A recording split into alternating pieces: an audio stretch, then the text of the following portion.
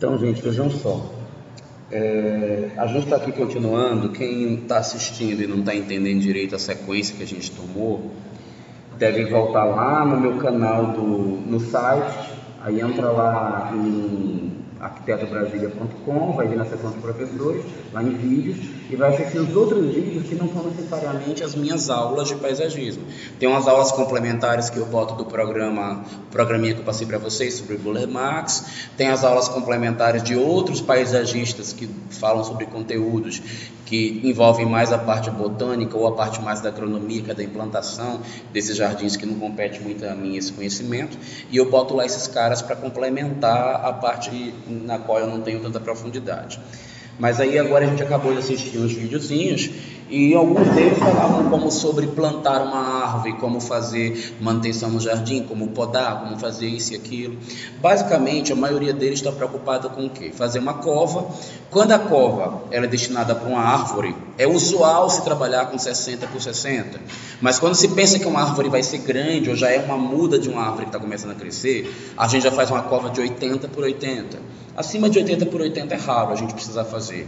Mas quando a gente vai fazer uma plantação de um arbusto, aqueles mesmos cuidados que a gente acabou de ver, que é você corrigir o solo contra a acidez, isso é básico, todo mundo, literalmente básico, né? Vai deixar de ser ácido e ficar básico, ficar mais básico o solo. Mas isso é um conhecimento básico que tem que ter para a implantação de um jardim. Depois você tem que adubar. Você pode escolher fazer adubo NPK, que é um adubo químico, que é uma correção de nitrogênio, potássio, outros nutrientes.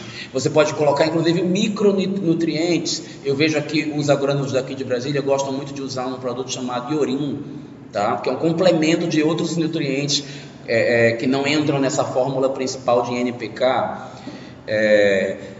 Eu particularmente gosto mais de trabalhar com adubo orgânico, colocar esterco de gado, esterco de galinha, e aí vai ter uma diferenciação. Você coloca esterco de galinha, ele ali sugere botar 20 quilos de terra orgânica e aí misturar com esse adubo. Eu faço isso mesmo e coloco uma proporção de, sei lá, 20, 30% de adubo de gado. Galinha já coloca uma quantidade menor, 5, 10% do que eu estiver colocando no substrato, para incentivar a floração das plantas que têm mais flores. Né? Isso é um cuidado que eu tenho quando estou fazendo a implantação, mas que cada profissional vai fazer de uma maneira diferente, de uma proporção diferente, e eu talvez nem faça assim da maneira perfeita, com todos os nutrientes, até por não ser agrônomo, mas o fato é que tem funcionado bem para mim e estou transportando essa experiência para vocês. Eu falei também de mudas, né, de herbáceas ou arbustos. A gente já faz uma cova menor. Para os arbustos eu faço 30 por 30, para umas herbáceas pequenas 20 por 20. Quando a gente vai trabalhar só com a forração, a gente nem chega a fazer a cova, a gente dá uma escavada assim para poder colocar ela e joga alguma quantidade básica de insumos para poder corrigir o solo e fazer a implantação daquelas forrações. No caso da grama, a gente precisa compactar o solo que vai receber o material. Normalmente faz uma cobertura básica também de terra vegetal, só para que você mantenha a grama mais viva durante o primeiro período de implantação dela, porque normalmente as gramas, especialmente as mais rústicas, elas não precisam de grandes correções, nem de uma adaptação, nem de um solo muito adubado. Então você vai plantar, por exemplo, uma batatais. O que é batatais? É essa grama. Ih, caramba, eu tenho foto de um monte aqui, mas não tenho uma batatais. Bom, mas tá aqui, achei. Então a batatais é essa grama comum que a gente tem aí em tudo quanto é lugar. Todo lugar que você vai ver um grande jardim, você vai ter a batatais. Inclusive, por quê? Batatais está entre as gramas mais resistentes que tem.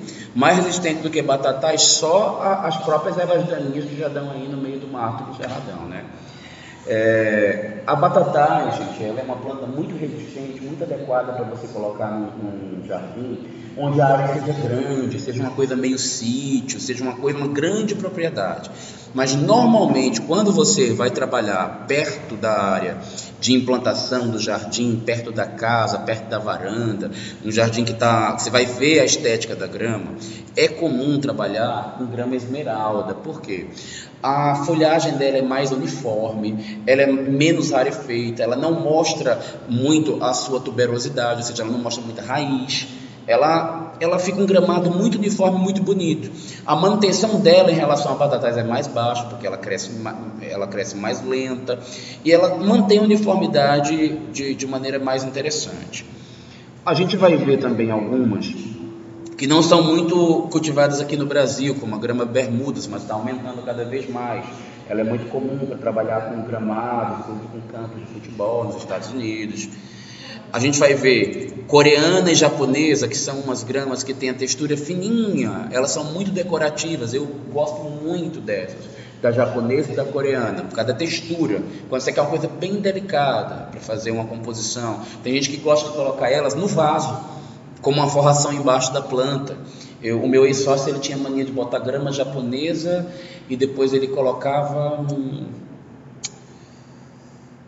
não consegui lembrar agora o nome da planta, mas ele colocava umas topiárias em cima e botava grama japonesa embaixo. Ele curtia muito isso. Até porque é uma linguagem típica chinesa, né? Comum fazer isso. Grama japonesa com topiárias em cima. Então, você está remetendo à cultura chinesa diretamente. Eu não sou muito da topiária, não gosto muito. E a gente vai ver algumas espécies também que elas são indicadas em áreas onde o nível de insolação é menor, como por exemplo, grama São Carlos e grama Santo Agostinho, elas são indicadas para uso em áreas mais sombreadas. Minha experiência com essas duas gramas: se a área é sombreada de verdade, gente, não use grama, porque nem Santo Agostinho, nem São Carlos vão suportar a área sombreada. Ela fica rarefeita, cheia de buraco, e a própria textura dessas duas gramas já não é uma coisa assim tão bonita de se ver, sabe? Elas são abertas, elas têm muitos vazios entre elas e dá para ver muita raiz no meio, do mesmo jeito que a batatais. Então, eu não acho nobre trabalhar com elas. Eu prefiro, independente de qualquer coisa, colocar a grama esmeralda onde dá, e na hora que perceber que você plantou e ela está ficando rarefeita, substituir por uma forração. Felizmente aqui eu não estou com muitos exemplos de forrações para a gente ver, mas a gente vai ter vários tipos. Por exemplo, uma forração que eu gosto muito de utilizar no meu trabalho, grama amendoim. Aí o meu objetivo hoje não é mostrar todas em grande quantidade. A gente, quando estava estudando o Burle Marx, a gente viu trapoeraba roxa, né? Vale, gente, vocês verificarem todas aquelas coisas que eu falei para vocês.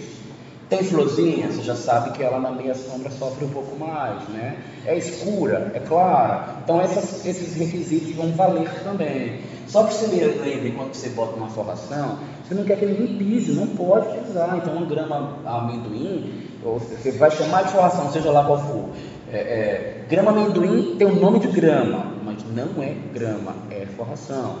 Tem a grama negra também. Deixa eu ver se eu consigo botar aqui para vocês. Grama negra.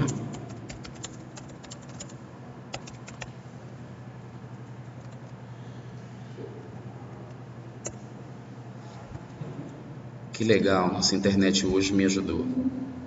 A gente vai conseguir ver. Então, olha lá.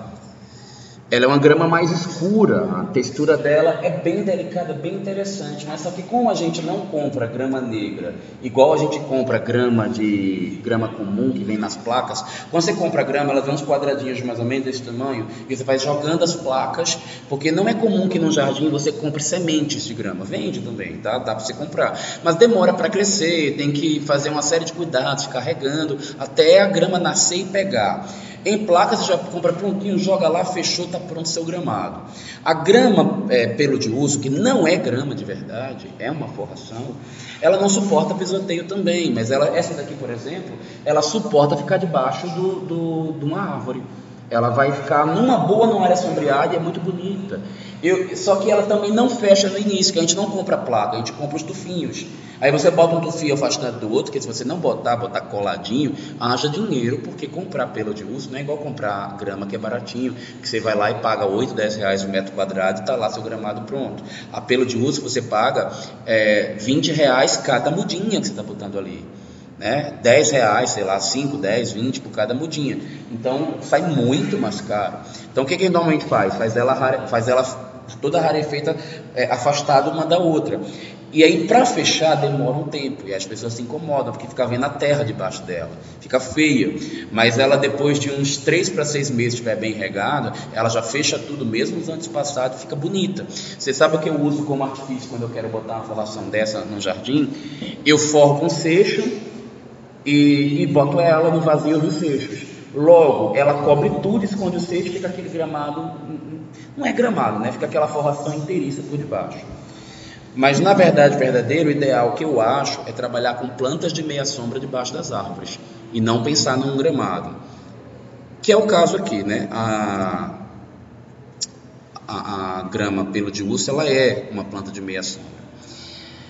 Eu vou emendar aqui, então, em algumas características de planta de meia sombra que a gente até já andou vendo, né? Então, vou mostrar algumas espécies. Infelizmente, eu não estou muito com slides como eu organizei o outro. Meu tempo não foi suficiente para separar tudo, mas eu mostrei algumas imagens de referência. Questão da sustentabilidade. Eu já ouvi muito que a grama esmeralda, por exemplo, ela necessita muito de regra. É verdade, eu esqueci de falar isso antes de sair do gramado.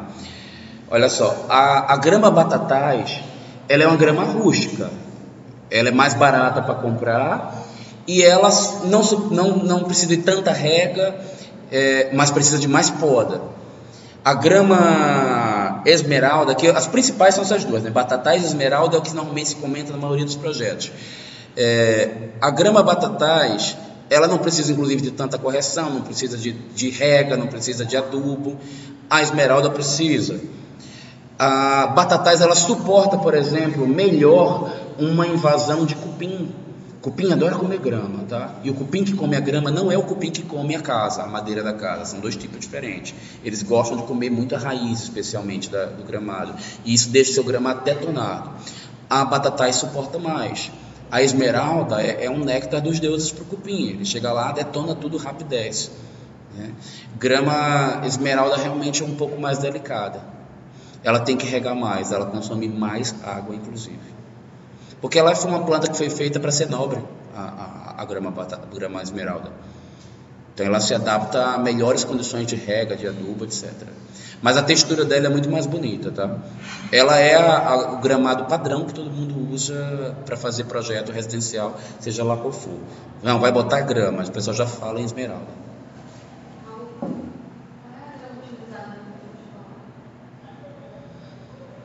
Bermudas é uma. Eu não tenho muito conhecimento, porque eu não fico fazendo campo de futebol, mas eu já ouvi falar em bermudas como uma. Não sei, assim, todos os nomes não. Espera um pouquinho que eu vou te dizer agora.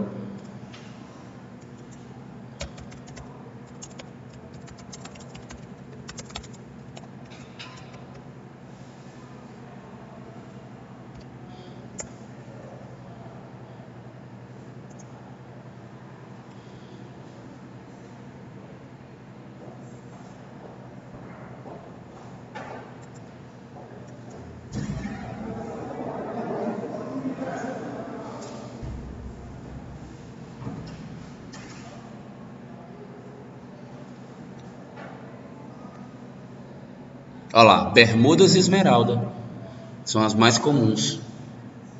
Eu já desconfiava que era esmeralda, mas fiquei com medo de chutar a esmeralda. Mas desconfiava que ela também era muito utilizada. São elas duas. Então, suporta meio pisoteio. Suportam. Quando fala que é grama é porque suporta o pisoteio, senão não é grama, é forração. Então posso começar a falar de planta de meia sombra, né? Gente, olha, as plantas de meia sombra, a gente já discutiu tudo isso, elas são mais escuras, normalmente quando tem floração ela não é expressiva.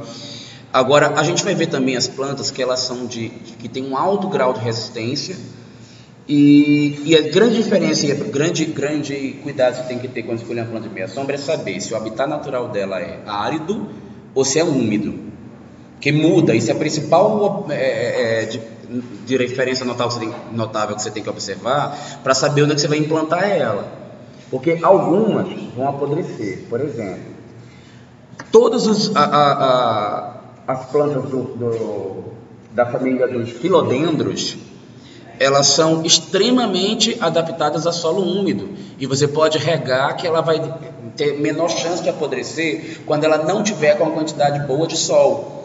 Os filodendros. A gente vai ver alguns deles aqui, né? Um ou outro tipo de filodendro.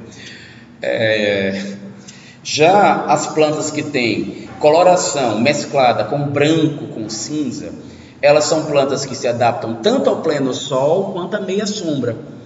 Então elas vão ter uma boa resistência, mas elas transitam entre os dois. Então elas provavelmente não vão gostar de receber muita água. E quando elas recebem água, elas tendem a apodrecer ou a raiz ou sua própria estrutura.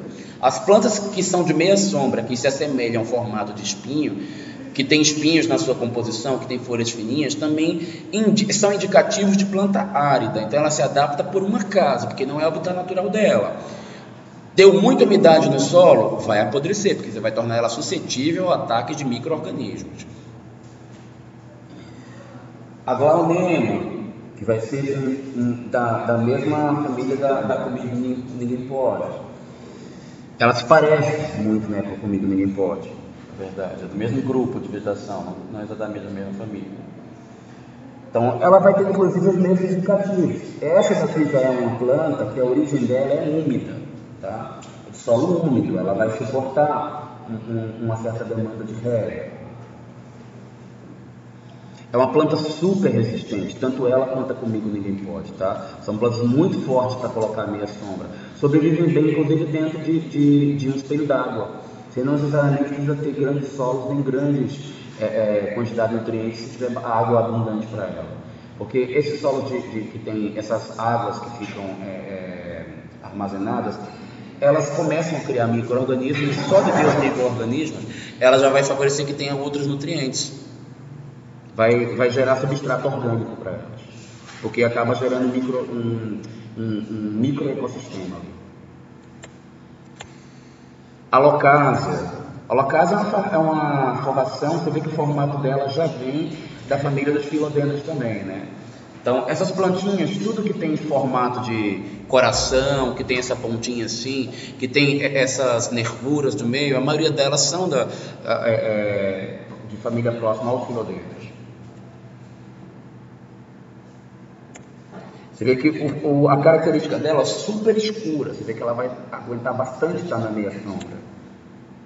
O antúrio, ó, a flor dela não é tão expressiva, é uma flor dura, né? O antúrio já vai ser uma planta que vai ter um grau de delicadeza um pouco maior, devido à grande coloração que tem em algumas espécies de antúrios, como essa aqui a gente está vendo, por exemplo, né? Mas ela ainda assim, ela está entre uma das mais resistentes para meia sombra. Esse aí, na verdade, não é um antúrio, é um spatifilo, tá? Que é bandeira branca ou bandeira da paz, que é um tipo de filodendro, que já é antúrio mesmo. A felandra não é exatamente uma planta de meia sombra, tá? Ela é de pleno sol, mas ela se comporta como meia sombra, cresce menos, fica mais escura e dá menos flor quando está na meia sombra. Aralha, ela é uma planta que transita entre os dois meios também. Ela se adapta não a tão pleno sol, mas a alguma exposição solar, e ela se adapta bem à meia sombra. Existe a variedade da aralha black, que é ou aralha rubra, que elas são escuras, tá? Essa é a aralha black. Elas são mais adaptadas à meia sombra do que essa que é verde, tá? Essa aralha comum. Bom, isso é um péssimo exemplo, a foto que está aqui, que é uma areca bambu, ou uma areca lutescens, tá? Ou Chrysalidocarpus lutescens. Vou mostrar aqui, já que a nossa internet está ajudando, a areca bambu. O que é? A areca bambu não é uma árvore, não é uma planta ornamental propriamente, gente. A areca bambu é uma palmeira. Tem ela em qualquer lugar do planeta, porque ela é uma planta super comum e super vulgar. Nunca faça um projeto botando areca bambu, dizendo assim, nossa, ornamentei, fui novidade, fiz original. Não, mas não estou dizendo que ela é uma planta feia. Agora, ela se presta a alguns papéis. Por exemplo, a areca bambu, ela é muito boa para você entolcerar e esconder visão com palmeira. A maioria das palmeiras não entolcera embaixo. Ela cresce lá em cima da copa lá, né? A areca bambu, ela começa a encher por baixo. E para mim, um dos segredos da estética da areca bambu é não cortar aquele espaço onde ela está perferiando, porque ela vai fazendo volume e vai ficando bonita. A maioria dos jardineiros e das donas de casa tem mania de sair podando o que está de baixo. Ela nunca cresce, nunca fica vistosa e fica rala. E se era para ficar só aquele pauzinho com a coisa lá em cima, que ela fica quando você está podando ela direto, porque já não comprou uma palmeira que tem essa característica de ficar sempre lá para você não ter que podar, né? Então, se você quer uma coisa alta, não poda a coitada da areca bambu, porque a intenção de quem planta ela é fechar a visual, é preencher espaço, é quebrar a visão, porque nenhuma palmeira fecha a visão tão bem quanto a areca bambu. E a vantagem, ela se adapta muito bem a pleno sol, a condições severas, e ela suporta a meia sombra na boa. Ela suporta estar plantada no vaso também muito bem. Ela é grande, né? Vai ficar alta, 6 metros de altura quando estiver adulta, dependendo da quantidade de nutrientes, até 10, se for 10 ou 12. Mas se você colocar ela no vaso, como qualquer planta, ela vai crescer lentamente e não vai chegar a essa altura toda. Árvore da felicidade, vou tentar apelar aqui para a internet, já que minhas imagens não estão legais. Não estão legais. Aqui, ó.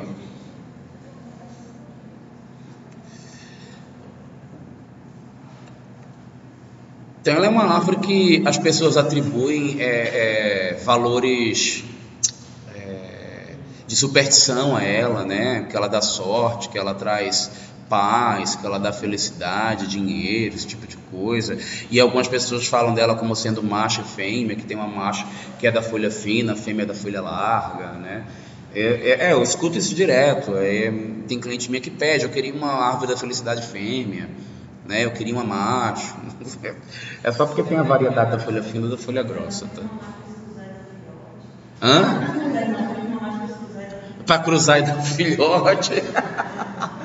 Pois é, essa maravilha aí que o pessoal pensa. Asplênio é uma planta que tem das plantas de meia sombra, que tem um valor ornamental bem bacana também. Ela já é adaptada de ambiente úmido, né? Asplênio, gente, ela é muito sensível ao sol, ela queima muito fácil. Botou no sol, ela fica marrom, ela queima, estraga, fica feia mesmo. Então precisa ter cuidado quando você coloca asplênio. Nossa, minhas fotos estão péssimas. Aproveitar que a internet está pelo menos respondendo ao toque por enquanto, para a gente ver uns asplênios mais bonitos. Você vê que a característica bacana do asplênio é que ele tem essa folhagem brilhosa, né? Ele tem um brilho natural muito bacana. Então normalmente é isso que atrai. E ele tem um volume bem frondoso. Para o porte dele, ele é frondoso acima da média. E as folhas são largas, né? Não vou clicar não. Vou estar querendo me seduzir para entrar no site dele. Não vou. E um canteiro de asplênios, onde precisa ser de meia sombra, é bem interessante. Ela não dá manutenção, a folha dela é dura, é uma planta boa, resistente, durável, desde que não esteja tomando sol. Avenca e samambaia são duas plantas de meia sombra que elas têm origem aqui no nosso litoral brasileiro, né? São plantas da Mata Atlântica. Houve uma época na década de 80 até o início da década de 90 que estava no auge, na moda, botar avenca e samambaia dentro de casa. Por quê? Na novela, a decoração da novela estava tudo com avenca e samambaia pendurado, né? Porque o que é? O auge das novelas do Rio de Janeiro, Rede Globo. O que é Rio de Janeiro? Beira da Mata Atlântica. Então o pessoal na Mata Atlântica arrancava aquele monte de samambaia de avenca, trazia para dentro de casa e fazia decoração. Sabe o que aconteceu? Começou a ter um assalto muito grande na Mata Atlântica e começaram a morrer os principais pontos de multiplicação dessas plantas. Isso daí também, e para poder fazer os vasos, os xaxins, que era uma planta comum também da Mata Atlântica. chegou um período que as pessoas começou a haver um movimento contra o uso delas para não depredar a Mata Atlântica. Então meio que caiu, mas enfim, elas são de clima, de habitat natural úmido. Então elas consomem água, precisa de ter água. Você quer ter aveia com a samambaia dentro de casa, se prepare para regar todo dia, porque é o que elas gostam, tá? Senão ela morre. E se lembrem, nenhuma planta de meia sombra, ela é para meia sombra extrema. Todas elas têm que estar, no mínimo, na beira de uma janela grande. Não existe planta que vai sobreviver dentro do quarto, ou no canto da sala longe da janela. Não existe isso. Toda planta precisa de um mínimo. Agora, ela pode suportar muito bem naquele canto durante muito tempo, até você precisar dar uma atenção nela e botar ela de novo no local que ela toma o sol. Aí você traz ela de volta, ok? Nesse processo todo aí, você é arriscado morrer, tá? Como eu já matei metade das plantas que eu já tive, desse jeito. Porque eu queria ter dentro do meu escritório, eu queria que meu cliente entendesse que eu era paisagista, então eu pagava o preço de ver minhas plantas morrendo, né? Que eu ficava doido com isso. Né? Pior do que isso, só o desgraçado que arrancou minhas patas de elefante no meu jardim, que até hoje eu quero matar ele também. Eu falei para vocês que eu descobri onde estavam minhas patas de elefante, no container da minha cliente, da obra que eu estou fazendo na frente do meu escritório. Eu fui no container dela para poder ver materiais, né, que a gente estava discutindo, e vi minhas patas lá. Elas estavam vivas ainda, acreditam? Acho que estava 15 dias dentro do container dela, tudo amassado com as folhas arrancadas. Eu plantei, aí plantei na casa da minha cliente, esperando ela se ver que lá no canteiro é meio pequenininha, né? Aí todo dia eu vou lá na casa da minha cliente e rego elas. A teoria. Oi? A teoria, Edivaldo assistiu o vídeo, estava passado, se arrependeu e devolveu. Aí foi lá. Não, mas devolveu no container? Ah, não, então ele não se arrependeu. Ele quis tirar o dedo dele da reta. Você acha que ele é burro?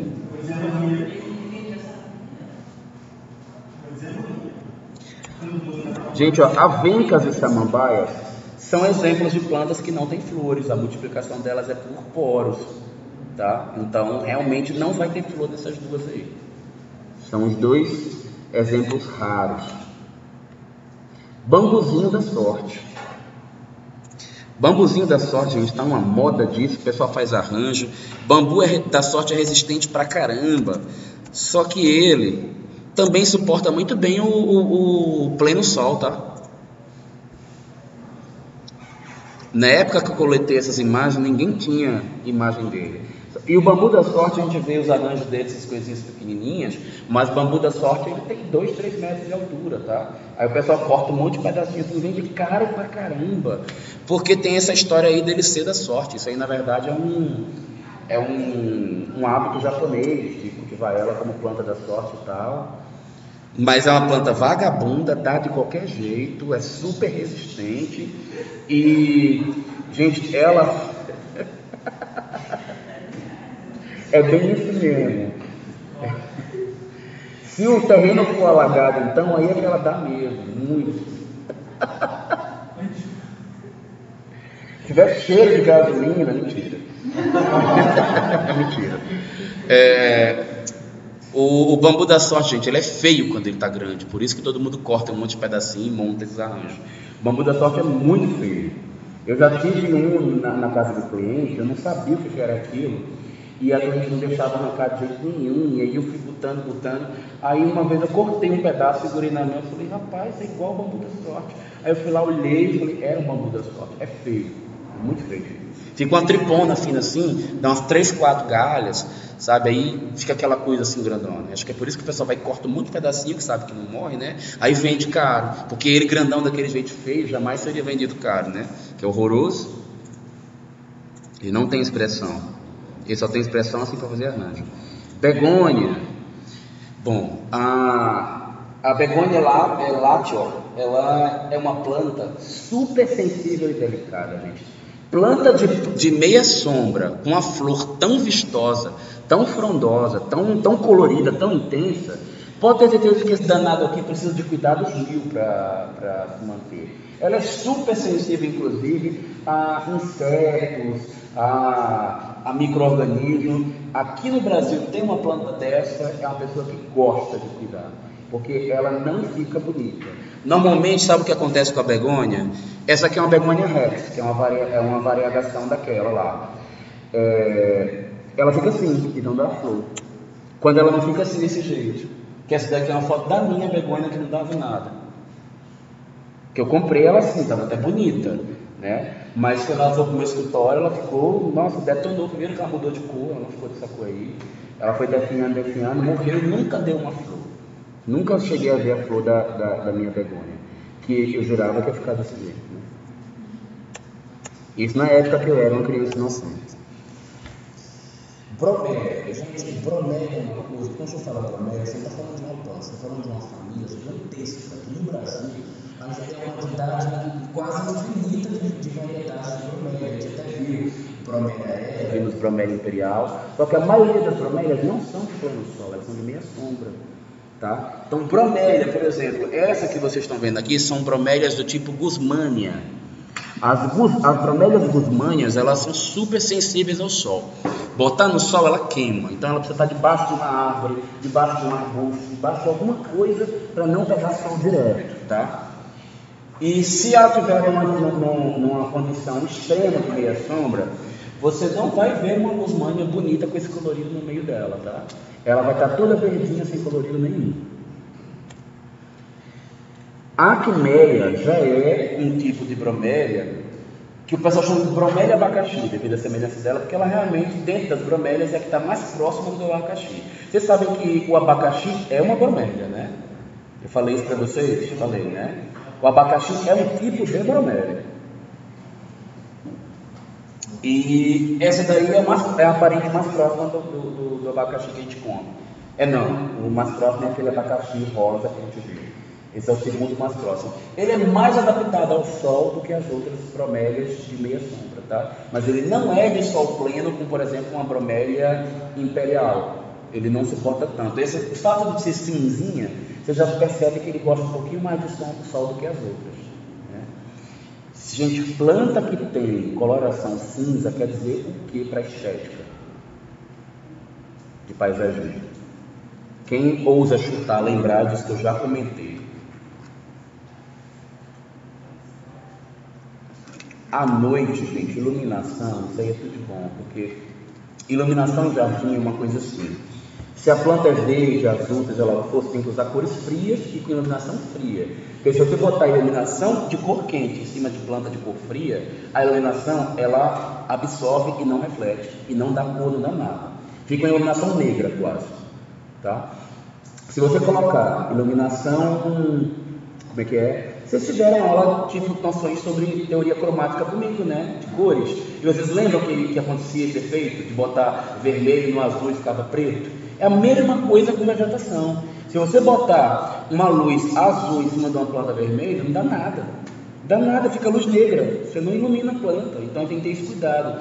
Só que quando a planta tem esses tons de cinza, a luz bate no cinza e não interessa a cor que a planta é. Ele vai iluminar com a cor que você quiser. Então, tanto ilumina como fica muito vistoso, tá? Porque o que é cinza? É mistura de preto com branco. Só que nesse caso, preto numa proporção muito pequena e branco numa proporção muito maior. O que é branco? É a cor que reflete todas as outras. Então, qualquer tom que você colocar no paisagismo vai rolar gostoso, né? Então, vai dar certo. Olha ela aqui, quando você não dá muito sol pra coitada. Fica assim, eu tive já, ficou assim. Coitada da minha planta. Guzmania de novo, né? Com alguns arranjos de como que ela fica no vaso. Olha lá, a bromélia aérea saindo ali, aquela barba de velha. Lembra que a gente viu? Ela também dá para usar como meia sombra. A barba de velha suporta ficar na meia sombra, porque no habitat natural dela, ela fica no tronco da árvore protegida pela copa. Então ela se dá muito bem com meia sombra. Isso é um neófito, é outro tipo de bromélia, tá? Ele é mais delicado, mais expressivo. Tem gente que chama ele de guerreiro galáctico. Não pergunto por quê. Eu não sei se é porque ele parece com aqueles personagens, o cabelo daqueles personagenzinhos do Dragon Ball Z, sei lá o que, não sei. Tá? Não pergunta por que rola essa viadagem de dizer esse nome aí. Neurogélia. A Neuregélia que vocês vão conhecer, gente, normalmente é aquela que é verdinha, que tem um miolinho vermelho, tá? Esse tipo que vocês vêm aí é uma Neuregélia rubra, não é bruta não, tá? É rubra. Isso faz dela ser uma planta mais adaptada à meia sombra do que a verde, essa coloração que ela tem aí. Agora, essa daqui era uma que era rubra e está deixando de ser. Porque não, peraí. Isto, porque ela começou a tomar um pouquinho de sol. Tá? As bromélias fazem essas mutações de cor muito fácil para se adaptar. Como tem essa daqui, que é uma Neuregélia verde, que tomou um pouco, isso mesmo, ficou mais colorida, tomou mais sol, ela fica mais colorida. Se essa mesma planta, se você botar ela muito na meia sombra e não der sol para ela, que é o meio sol que ela precisa, ela perde primeiro o vermelho, depois ela perde as bordinhas brancas e ela fica totalmente verde escura. Isso é um processo natural dela, para sobreviver. Aí de novo, né, a bromélia aérea que a gente já viu, já discutiu ela. Ó, o jeito que ela fica pendurada nas árvores, isso eu não tinha mostrado, né? É quase isso. Não é só desse jeito não, tem de tudo quanto é jeito ela pendurada. Em Recife fica um negócio assim grosso, largo, dá vontade de trepar nas árvores para trazer para Brasília para vender. Porque você pega um cacho daquele, divide em 10, cada broméliária dessa custa 20, 30 reais, né? Então você pega um cacho daquele, você já ganha uns 300, 400 contos só porque deu uma trepada na árvore. Né? Então dá uma vontade de eu ficar indo para Recife para trepar no parque. Eu quando vou para lá, eu fico perto do Parque da Jaqueira, né? Bem pertinho onde eu fico. E o Parque da Jaqueira tem um monte de bromélia pendurada. Eu digo, meu Deus, 300 reais aqui, pendurado na árvore, eu quero pegar. Só que os guardas ficam de olho, né? Toda vez que eu estou lá por perto, o guarda já está olhando para ele, ele já me conhece, ele já é meu velho conhecido. Porque ele sabe que eu trepo, eu como as frutas, né? Fico catando fruta e fico de olho nessas bromélias. Essa daí já é uma vriécia, tá? Que tem uma floração muito expressiva, né? E aliás é um elemento muito fálico no caso das bromélias. Bastante interessante. Vou acelerar que o nosso tempo está em cima, né? Está acabando. Aí já é um arranjo de bromélias, várias das que a gente acabou de estudar. De novo uma guzmânia rosa. Guzmânia tem tudo quanto é cor, tá? Guzmânia tem tudo quanto é floração. De novo uma vriécia, só que essa é uma vriécia zebrada, né? É uma variegata, né? Zebra. Algumas daquelas misturadas, de novo. Só mais alguns exemplos delas, de novo.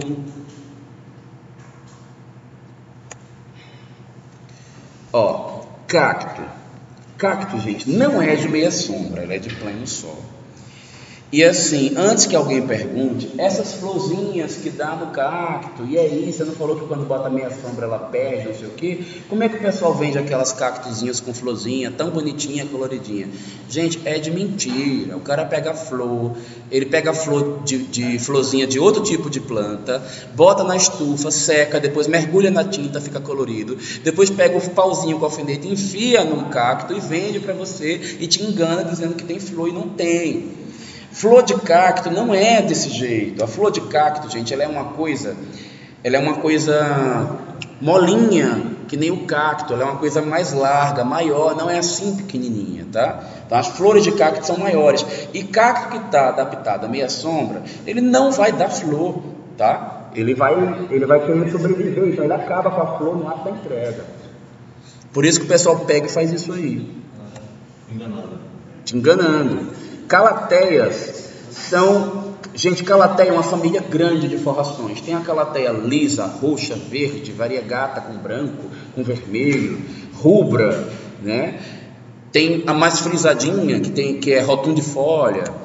Tem a mais fininha, que é a rufibarba, que é essa daí, né? Tem essa daí que tem um formato mais lanceolado, que é a rosel picta. Enfim, tem uma série de calateias. É uma ótima opção de forração. Inclusive lá em Recife, nesse mesmo parque que eu quero roubar as bromélias, tem um monte de calateia no chão. E embaixo das calateias moram os... Como é que é o nome daqueles ratos grandão? Não. Esqueci o nome. Então, nome de rato, gabiru. Tem uns gabirus lá, que é um rato gigantão, que tem inclusive aqui no Parque da Cidade. Vocês nunca andaram no Parque da Cidade e apareceu aquele negócio parecendo um gambá perto de vocês, do rabo branco, ou que tem um topetezinho branco, um rato enorme, gigante?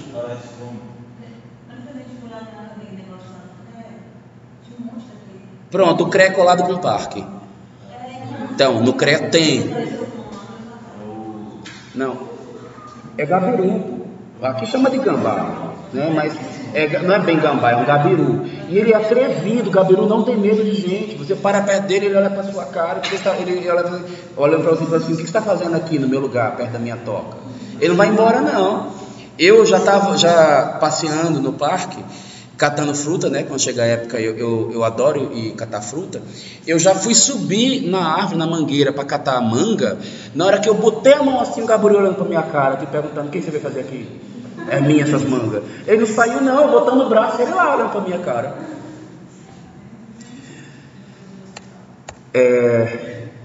Cactos e suculentas em geral, gente, não são plantas de meia sombra. Elas são super resistentes e resistem à meia sombra. Se botar muita água no cacto e na suculenta, apodrece. Não pode. Tem que regar periodicamente. Você vê o cacto que tinha no meu escritório, que hoje em dia não tenho mais, que o coitadinho não aguentou, de tanto ficar lá durante anos, botei há 3 anos atrás. Eu só botava um punhadinho de água desse tamanho assim a cada 15 dias para ele. Era uma coisita de nada assim, para não apodrecer ele, tá? Porque cacto é acostumado, muita água e ela sempre evapora. Desculpa. Pouca água e ainda assim ela está evaporando. Então botou lá, acumulou, vai adoecer. Os cactos mais comuns que vocês vão ver são o mandacaru, e vocês vão ver também o cacto bola. O cacto bola é super comum aqui, vocês verem nos viveiros. Dentre as suculentas, a gente está vendo aqui um tipo de bromélia, rosa de pedra a gente já viu. Já vimos areca bambu, camaedora metálica, é uma palmeirinha isso, tá? Já vimos isso daqui também, asplênio. Isso é um tipo de cróton albino, tá? Acho que eu já tinha falado para vocês sobre ele, né? Ele tem alguma resistência à meia sombra maior do que o cróton variegatum comum, por conta da coloração dele que não é tão forte. Mas ainda assim ele não é das plantas que mais suportam. Columeia é um tipo de pendente que é de meia sombra, tá? Ela não suporta meio sol. E a columeia mais comum, ela é essa mais vermelhinha, avermelhada, vende muito aqui em Brasília. Só que ela é super suscetível a insetos, tá? Mas ela é resistente, você só não pode dar vacilo com ela, em local que tem inseto demais. Comigo ninguém pode, já falei da glaonema, vale as mesmas coisas para ela, suporta ficar cultivada até dentro d'água, sem necessariamente ter nutrientes. Costela de Adão, que é da família dos filodendros, né? Um tipo de filodendro, a costela de Adão, ou Monstera deliciosa, engraçado o nome dela, né? O que muda da costela de Adão para o imbé, que são 2 tipos de filodendros diferentes, porém muito semelhantes. Nossa, imbecil. Imbé. É que... Nossa. Imbé planta. A costela de Adão, ela tem as folhas grudadinhas. O imbé tem as folhas separadas. Imbé, normalmente, ele é um arbusto de meia sombra, adaptada à umidade, mas ele se adapta bem para ficar numa área seca. Ele é uma trepadeira, tá? O imbé, quando fica adulto, ele começa a dar ramagem e a trepar. Gente, a maioria dos filodendros são trepadeiras. Então, opção de trepadeira resistente que não dá manutenção, filodendro. Só que ele não gosta de sol pleno, tá? Cingônio é um tipo de filodendro muito massa e que suporta sol pleno, se ele for bem adaptado. Ciclamen é super delicadinho, frágilzinho. inseto, bicho, come tudo. Dracena, planta super resistente, então já vimos que ela é de pleno sol. As que são escuras, especialmente a verde escura, é a mais adaptada de todas. Essa é muito resistente e bonita. Dracena arbórea suporta bem a meia sombra, não tanto quanto a dracena comum. Ficus, não precisa dizer, né? Super resistente ficus, então ela também vai suportar a meia sombra. Qual o problema dela se tiver a meia sombra no vaso? Ficus é invasora, ela quebra o vaso, ela explode o vaso de verdade, tá? A raiz dela cresce, cresce, cresce até que ela pá, manda ver no vaso. Fitônia, super suscetível a insetos e bichinhos e outras coisas mais, come tudinho. Delicada, difícil cuidar, eu também tinha dela no meu jardim, não consegui cuidar dela. Gardênia é planta de meio sol, mas ela se comporta meia sombra no Brasil devido ao nosso clima, tá? Ela é uma planta de clima frio, ela não é das mais resistentes à meia sombra. E assim que ela vai para a meia sombra, perde a flor dela, que é uma das coisas mais bonitas. Flor de gardênia é uma coisa maravilhosa.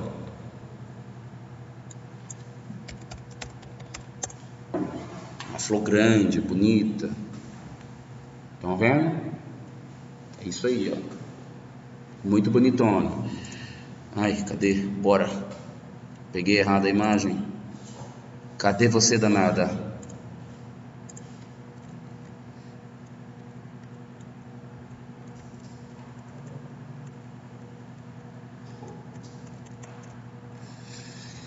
Jiboia é um tipo de filodendro. Super resistente também. Ela também consegue se adaptar a sol pleno. Mas ela é normalmente meia sombra, normalmente ela queima quando ela vai para o sol pleno. Tem que fazer um trabalho de adaptação. Quentia, parece com a areca bambu, um outro tipo de palmeira que suporta meia sombra. Maranta é um tipo de forração, é um tipo de calateia, tá? Calateias e marantas, elas estão numa classificação muito próxima. Pata de elefante suporta muito bem a meia sombra, cresce pouco quando ela está a meia sombra. Não posso nem ver que eu lembro das minhas, coitadinhas. Peperômia é resistente porque ela tem a folha dura, então ela meia sombra é boa para se trabalhar, só que ela é pequenininha. Outro tipo de peperômia, uma variegata. O filodendro, do jeito que a gente normalmente chama de filodendro puramente, sem dar outro nome para ele. É isso que vocês estão vendo aí. Quando fala só filodendro, o viveirista vai te vender isso, só que esse é um filodendro rubro, um escuro. Tá? Avermelhado, que é o caso deste aqui também, ó. Ele está adaptado aqui quase a pleno sol, está debaixo de uma dracena, só a combinação que está uma merda, né? Porque dracena é de pleno sol e não é de solo úmido, ela é de solo úmido e de meia sombra, então essa combinação não é uma combinação agradável. Olha lá, filodendro de novo, que bonitinho, rubro também, o nome dele é Philodendron scabenis, tá? Vários exemplos de filodendro para matar a curiosidade de vocês que passaram tanto tempo ouvindo falar de filodendro. Então as características estão aqui de comércio. Normalmente esse formato de coraçãozinho é tudo filodendro. Vocês finalmente já sabem o que é um filodendro, né? Plectranto, planta delicadinha, morre à toa, os bichos tudo comem. Formiga então ama. Rafis, não é das mais resistentes, mas durante a década de 90 era moda, era o que havia botar rafas em tudo quanto é lugar, porque ela suporta meia sombra. É uma palmeira baixa, pequena, que gosta de meia sombra mesmo. Ela queima no sol se não estiver bem adaptada. Aí só para falar para vocês que rochas também, preciso dizer, né, que a rocha não se adapta, na verdade, nada, ela não precisa de sol, mas é porque em projetos que vai meia sombra, pedras são muito bem-vindas, já que algumas plantas vão morrer se você usar em abundância. Samambaia, já falei dela quando falei da avenca, né? Espadinha, que é uma variedade da espada de São Jorge, da lança de São Jorge, super resistente. Lança, então, de São Jorge, muito resistente, muito embora Sansevieria cilíndrica. Isso aqui é Sansevieria trifaciata. A cilíndrica é a lança, essa é a espada. A lança é considerada mais nobre no visual.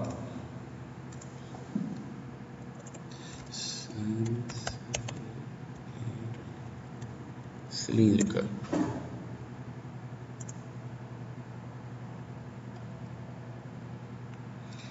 Ambas são plantas que só ficam bonitas quando você faz um canteiro grande com elas, tanto a espada quanto a lança. A lança, ela é considerada mais nobre do que a espada, tá? Visual dela. Deixa eu ver. Ai, caramba, não é isso não. Esse é espatifilo, que eu não sei se eu já tinha mostrado. Mostrei, né? Só que não dá para ver bem a flor aí nessa foto. Maranta, calateia. Esse é o cingônio, que é um outro tipo de filodendro. Super comum. E ele dos filodendros eu considero mais bonito. Deixa eu tirar daqui. Tinhorão ou caládium, eu conheço como caládium. Aqui ele é conhecido como tinhorão. Tem dele assim, albino, só que o mais comum é ele meio avermelhadozinho, que é esse que está aqui atrás, ó. Estão vendo ele lá? E violeta africana, adaptada à meia sombra. Ela gosta de umidade, tá? Apesar dela ser africana.